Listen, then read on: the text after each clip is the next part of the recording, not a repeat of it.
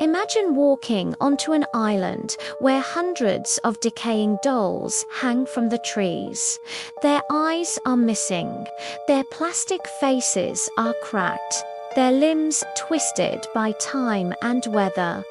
And then, in the corner of your eye, you think you see one of them blink. Welcome to the island of the dolls. Hidden deep within the winding canals of Xochimilco, just south of Mexico City, lies a small overgrown island known as La Isla de las Muñecas.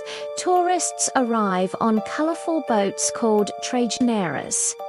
From a distance, the island looks peaceful, almost forgotten.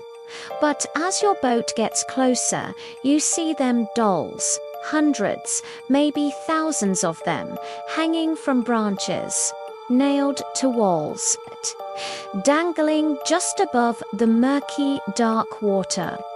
All of them staring. The legend of this eerie place begins with a man named Don Julián Santana Barrera. In the 1950s, he chose a life of solitude, leaving his family behind to live alone on this isolated island. Not long after he arrived, he made a horrifying discovery. He claimed to have found the body of a young girl who had drowned in the canal. Some versions of the story say he tried to save her but couldn't. Others say he found her long after she was gone. The very next day, a doll came floating down the same canal, believing it must have belonged to the girl.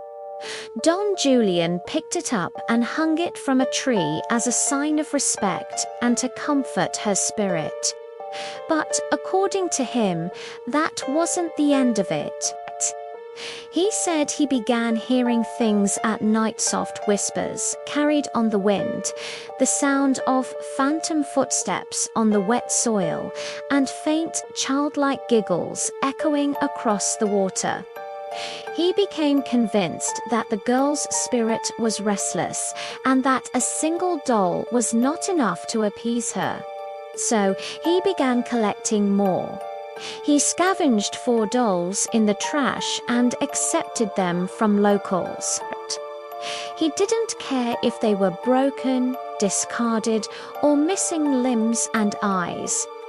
In fact, he seemed to prefer them that way. He hung them everywhere, transforming the one-screen island into a grotesque forest of decaying plastic faces. He did this for 50 years, all in an effort to quiet the tormented spirit he believed haunted his home. Today, the island is a chilling tourist destination, and visitors report all kinds of strange occurrences. Some people say the dolls' heads move on their own. Others claim their dead eyes follow you as you walk past. A few swear they've heard the dolls whisper to haunting words, "Play with me." Investigators have found that the batteries inside some of the talking dolls were long dead and corroded, yet people still report hearing mechanical sounds, the shifting of arms, and the slow turning of heads. Is it just the wind whistling through the trees? An overactive imagination, or is something else at play? Psychologists offer a more grounded explanation. Humans are naturally wired to see faces everywhere, a phenomenon called paradox, when we see a crowd of damaged dolls. Our brains can't help but interpret their broken features as living, emotional expressions. Our fear fills in the gaps. In a place so isolated, surrounded by the silence of the water, the mind can easily start to create patterns and perceive threats that aren't there. But here's where the story takes an even darker, more ironic turn. In Langtenling, Don Julián was found dead. He had drowned in the very same canal, in the exact spot where he claimed to have found the little girl all those decades earlier. The official cause of death was ruled a heart attack. But the local boatmen and those who knew him whisper a different story. They say the spirit of the girl he tried to appease had finally claimed him, pulling him into the water to join her.